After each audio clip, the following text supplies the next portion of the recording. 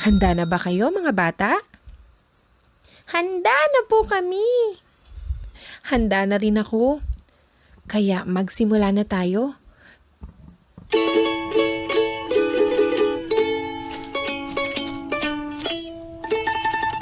Hiraya! Mga bata, ang pambansang awit ng Pilipinas.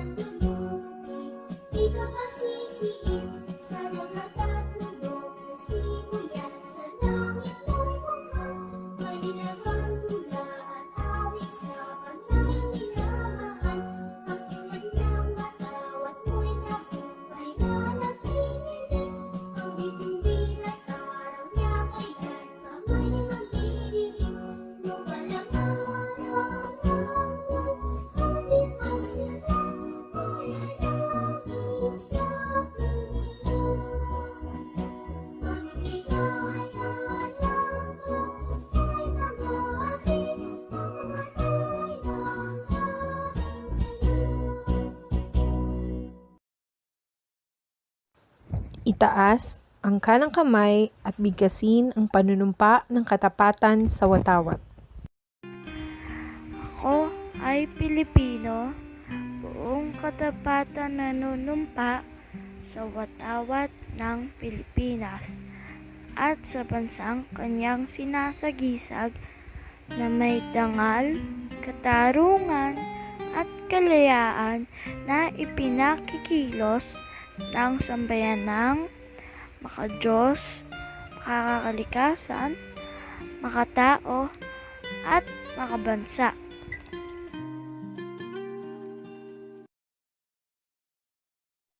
Panginoon, salamat po sa bagong umagang ipinagkaloob niyo sa amin. Gabayan niyo po kami sa aming pag-aaral at ingatan niyo po kami sa araw-araw. Amen.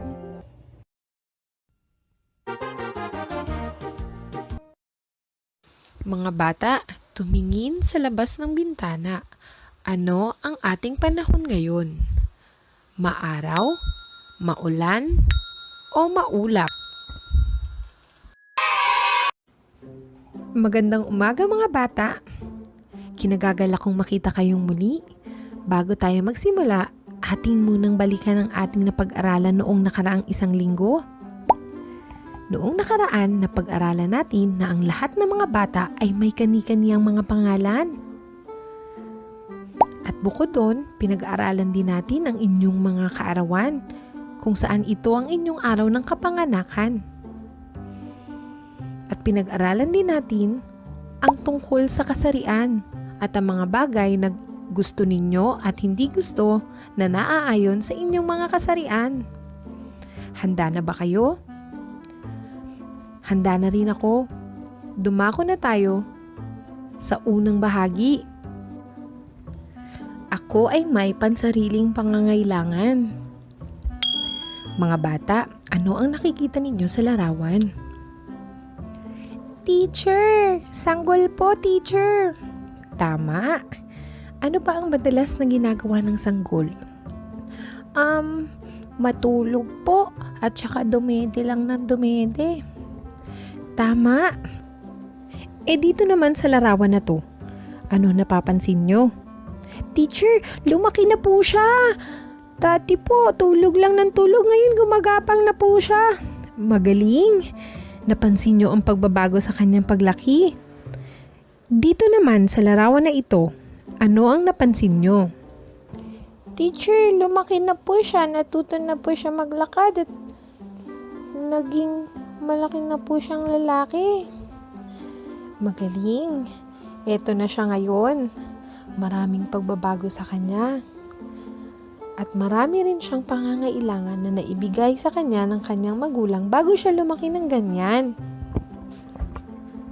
Ano-ano ang pangunahin niyang kailangan sa kanyang paglaki? Mula sa pagiging sanggol hanggang siya ay magbinata.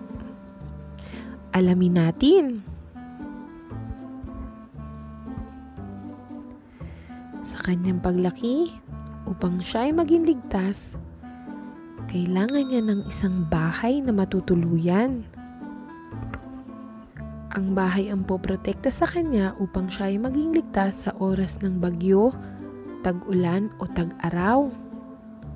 Sunod naman, kailangan niya ng damit. Ang damit ang magsisilbing pangbalot niya sa katawan upang siya ay hindi malamigan. At higit sa lahat, kailangan niya sa kanyang paglaki ng pagkain at tubig. Ito ang magpapalakas sa kanyang katawan habang siya ay lumalaki. Pero, sino nga ba ang susuporta at gagabay sa inyong mga pangangailangan? Walang iba kundi ang inyong pamilya. Sila ay sina nanay at tatay, pwede rin namang si lolo at si lola, o kaya naman ay si tito at si tita. Sila ang inyong pamilya. Pero kung walang pamilya, meron din naman mga tao na nag-aaruga at nag-aalaga ng mga batang hindi naman nila kilala. Sila yung mga taong mayroong mabubuting puso na kumakalinga kahit hindi nila kapamilya. Magaling! Ngayon dumako na tayo sa gawaing bilang isa. Kailangan o hindi kailangan, sagutin kung ang mga sumusunod ay iyong kailangan o hindi. Isigaw mo ito. Handa na ba kayo? Magsimula na tayo. Tinapay. Tama, kailangan. Cellphone. Maaari, hindi natin ito pangunahing kailangan, ang kanin. Mahusay, kailangan. Ang mga gamot naman.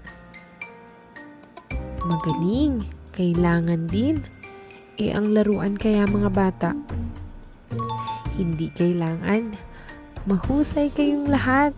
Binabati ko kayo. Magaling. Dumako na tayo sa gawain bilang 2. Igrupo ang iyong mga kailangan at hindi kailangan. Simulan natin sa mga prutas. Magaling, ito ay ating kailangan. Ang computer kaya?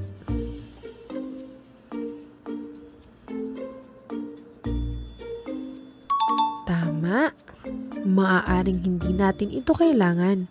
Ang bisikleta, maaaring hindi rin. Ang pera kaya? Tama, kailangan natin ito. Pambili ng mga gamit.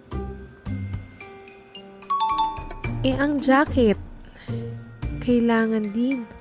At ang mga gulay? Magaling, kailangan din natin ang mga gulay. Husay,